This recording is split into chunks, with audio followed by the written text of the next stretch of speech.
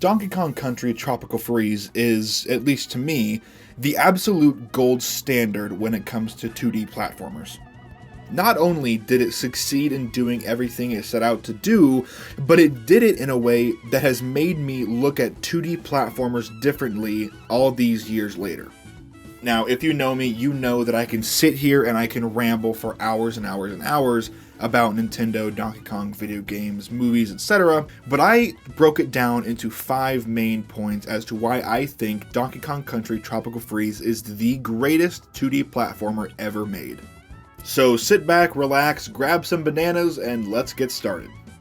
Donkey Kong Country Tropical Freeze's levels are not only visually stunning, but also ingeniously crafted. Every level and every world that you visit feels alive and feels lived in with the moving backgrounds and things like that. From underwater segments to minecart rides, each level introduces new mechanics and obstacles, ensuring that players are constantly challenged and engaged. Whether it's swinging from vines, riding on moving platforms, navigating treacherous ice caverns, dodging fish as you're riding a barrel through the air, the game offers a wide variety of gameplay experiences that keep the adventure fresh and exciting. Obviously, I love Mario and I love 2D Mario, but one of my biggest problems with most 2D Mario games is how it utilizes and introduces its gimmicks and power-ups. Most of the time when these are introduced, it changes that level and you use it a lot during that level, but then it gets sidelined and it kind of feels like an afterthought as you're progressing through the game. That is not the case with Donkey Kong Country Tropical Freeze. Once you learn how to slam the platform underneath you to make it flip so you can go under it, you use that for the rest of the game. Once you learn how to climb the vines and swing from the vines, you use that for the rest of the game. All of these things that it introduces for you to use, you use it for the rest of the game. It is not just some gimmick that the game introduces. They are core parts of the gameplay that you have to use to get through. This part somewhat goes in tandem with the first chapter, but it still deserves its own spot. This game's art, graphics, and animation are 100% a testament to the talent of its developers, Nintendo, and obviously Retro Studios. The lush jungles, the icy tundras, the fiery volcanoes, the burning savannas are all rendered with breathtaking detail, and they create a vibrant and immersive world for the players to explore. And additionally, the fluid animations, yes, it does run at 60 FPS, of the characters and the enemies, bring the game to life, adding so much personality and charm to every interaction that you come to in this game, and I feel like that is just missing in so many 2D Mario games. This game is oozing with personality. The game just feels like it's living. I think that's the best way that I can describe it. It feels like it's a living, breathing game. This game has got to have one of the tightest and nicest feeling control schemes that I've ever felt for a 2D platformer.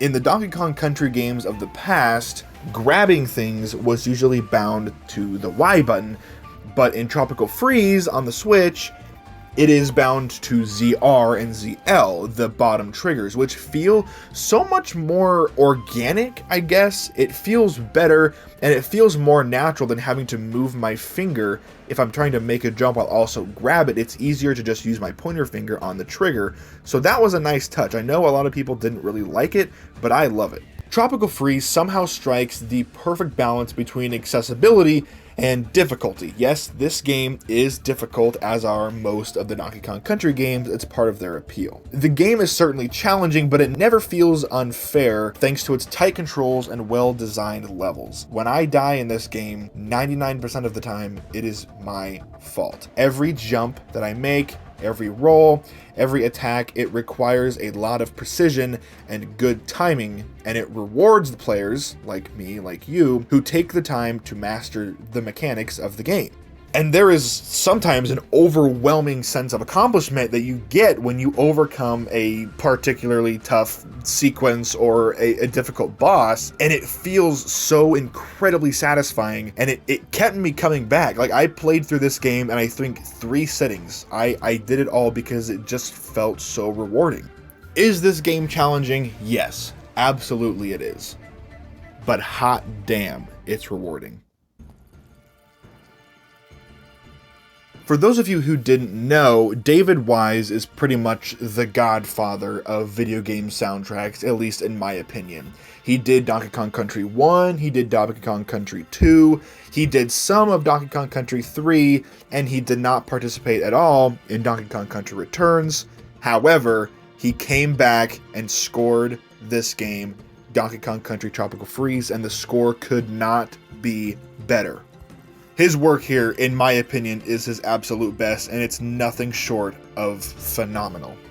Every single track in this game is expertly crafted to match the mood and the atmosphere and what's happening in the story and what's happening on screen of the respective level you're playing through. Whether it's a serene melody for a tranquil beach or an adrenaline-pumping beat for a frantic chase sequence in a minecart, it all fits so perfectly. What sets this music apart, however, is its dynamic nature.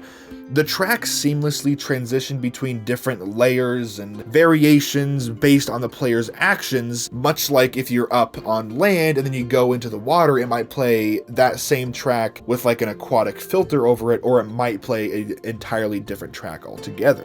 It creates a truly immersive audio experience to match what you're experiencing and seeing on screen, and it enhances the gameplay in a way that's so subtle and yet so unbelievably impactful. Now, when I say characters, I'm sort of including everything that comes with a character in a Donkey Kong Country game, like their design, their persona, how they present themselves, and just how well they're translated onto the screen. In the original Donkey Kong Country trilogy on the Super Nintendo, you obviously had 2 playable characters in each game that each had different unique abilities that would make it easier to get through certain encounters. In Donkey Kong Country Returns, you could only play as Donkey Kong with Diddy Kong on your back, and then in Tropical Freeze it doubles down on that, giving you Donkey Kong and 3 other sidekicks, not just Diddy Kong. The different playable characters in Tropical Freeze are more than just skins, if that's what you're thinking. Every character brings their own unique abilities and playstyles to the table while you're still playing as Donkey Kong. Donkey Kong on his own has his brute strength and his ground pound ability, and he's very good at breaking through obstacles and jumping on enemies to defeat them, and also being able to roll through them. Diddy Kong, with his jetpack and his peanut pop gun, offer increased mobility and ranged attacks if you're playing in co-op. Dixie Kong can use her ponytail to glide through the air and reach otherwise inaccessible areas. That is why I mainly find myself using Dixie Kong, is because she's pretty much cheat codes and her ability is also great as well. And finally, Cranky Kong with his cane bounce and pogo jump. It adds a layer of verticality to the gameplay that you wouldn't necessarily get with the other 2 sidekicks. It allows you to bounce off of spikes and things that would normally kill you.